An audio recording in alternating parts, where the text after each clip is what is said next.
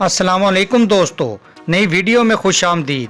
आज हम आपको बताएंगे कि मीर शकील रहमान की हमायत में senior anchor person Hasan Nisar फट पड़े।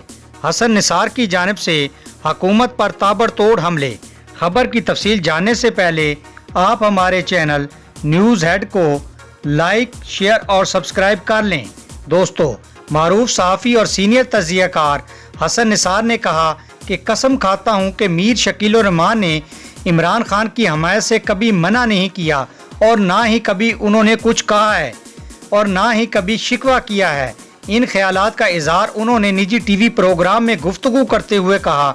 दूसरी जानब दोस्तों, मेज़बान सलीम साफ़ी ने भी यही कहा कि मैं भी हल्फन कहता हूं कि मीर शकील रहमान ने कभी किसी के हक या खिलाफ लिखने का नहीं कहा। सलीम साफ़ी ने सवाल के जवाब में कहा कि हमारे ग्रुप ने किसी ज़माने में इमरान खान से बहुत सी तवक्कुआत वाबस्ता कर ली थी, फिर जब धरनों का मौका आया, ऑफिस पर हमला हुआ, आप भी इस दौरान कंटेनर पर खड़े थे, तो क्या कभी मीर शकील रहमान या मीर इब्राहिम की तरफ से आपसे कभी ये नहीं कहा गया कि आप इमरान खान को सपोर्ट क्यों कर रहे हैं?